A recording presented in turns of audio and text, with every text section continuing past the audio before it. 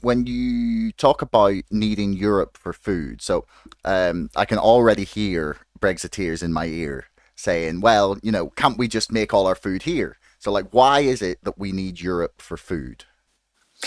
Well, we could have potentially produced a lot more food here.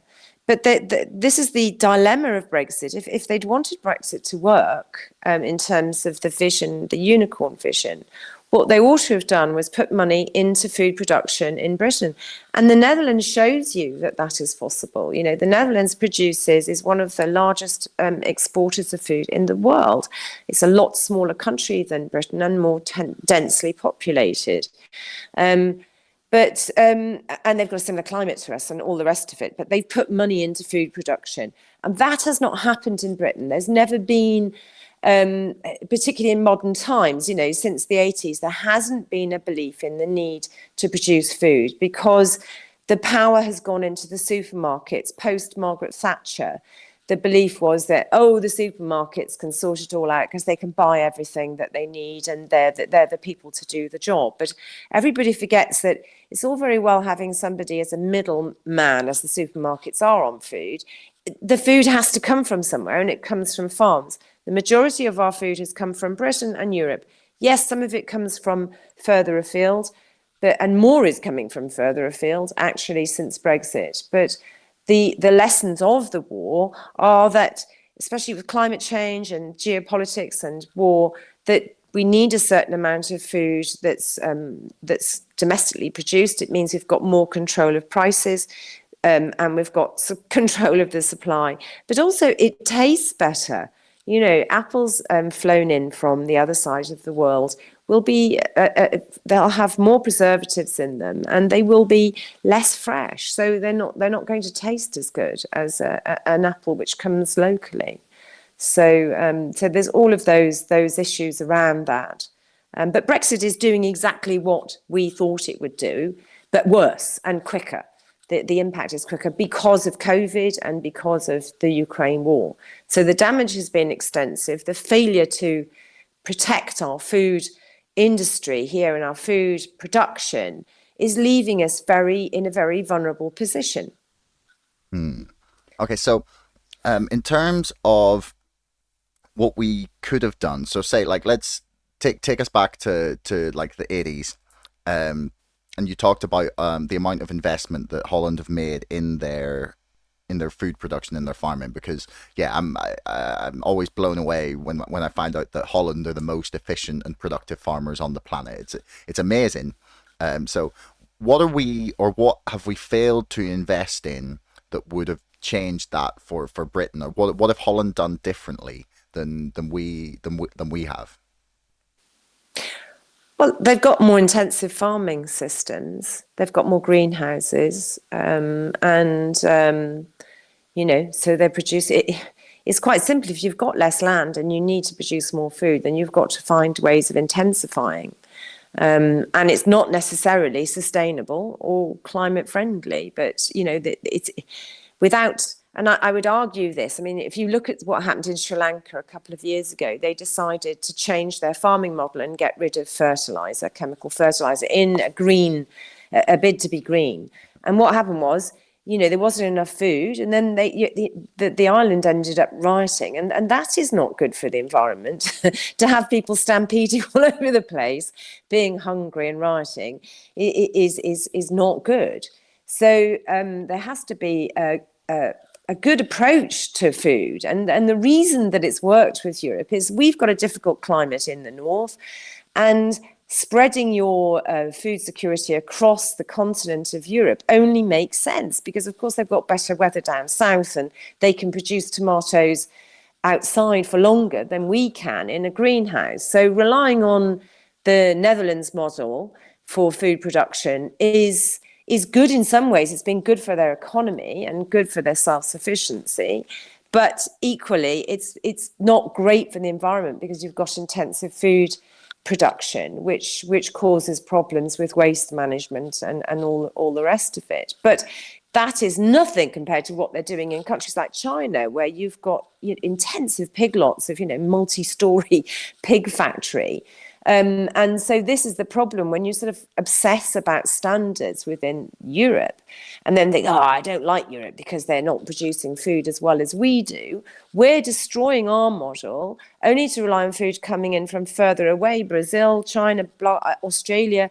And those methods are even more uncomfortable. But I guess because it's further away from us, perhaps the political fallout from that isn't as strong. Mm, And the marketing can be, we've got at the moment Australian beef now launching their Australian corn-fed beef as being better than British beef.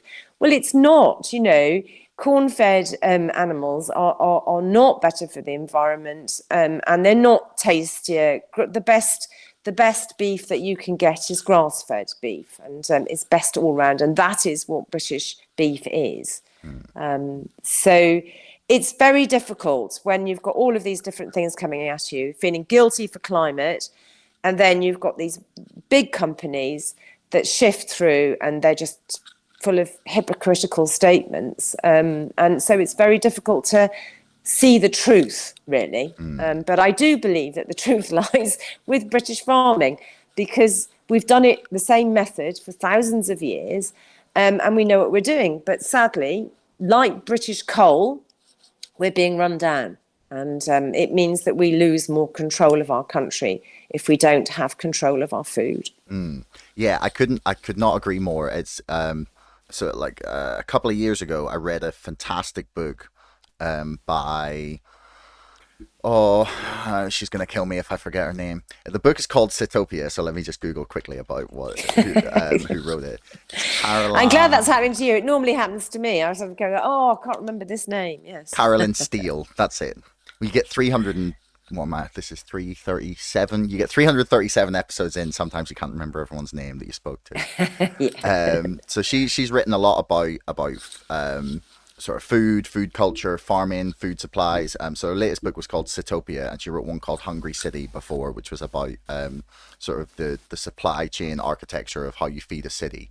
But she really changed the way I think about our food production sort of pipeline and how reliant we have become on a very fragile supply chain that sort of was a bit disrupted during COVID. Now Brexit has thrown a lot of things into chaos because of it. So, and I know this is something you're very passionate about.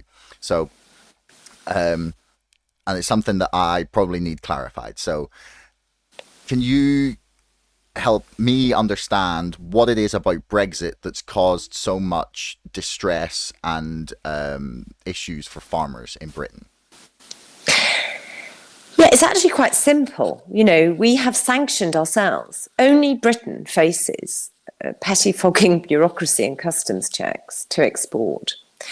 And the unfairness of Brexit is that they didn't get the borders ready in time in Britain. The European Union got their borders and protected their market because we said we wanted to diverge. So the Europeans had to then say, well, we don't want to diverge, so we're going to put these checks in place so that you don't send us anything which toxifies our market. And what we did was leave the border wide open with Europe.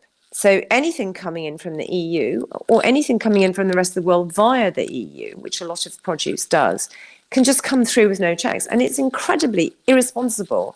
It's leaving us wide open to the risk of, all sorts of health issues and illegal smuggling and all the rest of it. And now that with the reality of the Ukraine war causing inflation, it means that we're stuck because as soon as they bring these checks, if they brought these checks in, which they keep saying they're going to, and then they keep delaying them, it means food shortages and more inflation. And because they haven't invested in British farming, they've been putting money into farms and incentivizing us to do environmental things, not grow food, basically. It means that we really have made ourselves more reliant on the EU than ever before, which is which a lot of Brexiteers seem to fail to understand. And as I said, if we were going to do Brexit properly, what they should have done was prepare our food system to ensure that we had at least 80% self-sufficiency, as we had in the 1980s.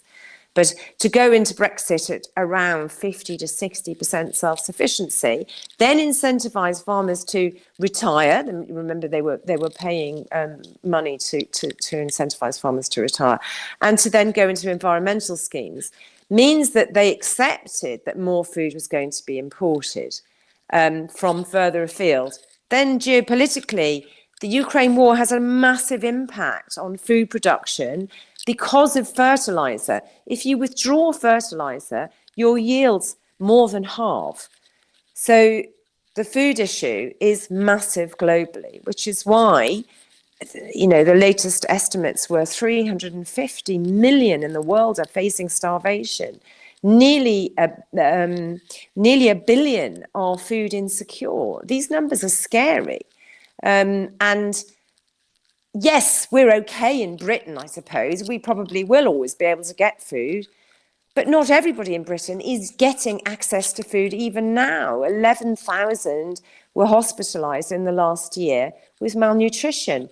So it is a war on the poor, really. And it also means that Brexit is making more people poor. So that number will only increase.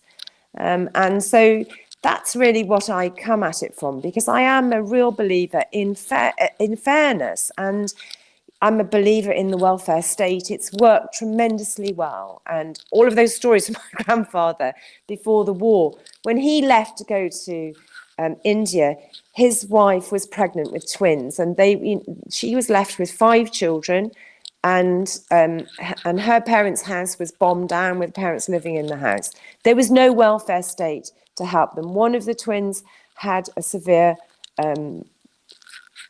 problem with, and she died at the age of 2. There was no support, no system to support them.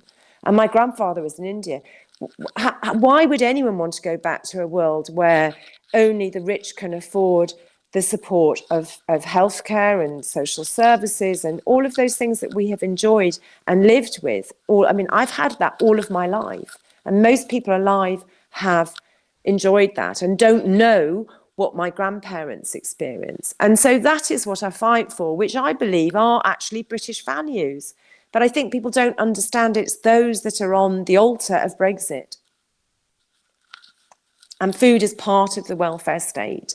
Having a right to food is part of the welfare state. Hey everyone, thanks for making it right the way to the end of the podcast. I love that you tuned in this long. Do me a favor, hit subscribe, because 80% of you bastards are not subscribing, but you're watching my videos. See you next time.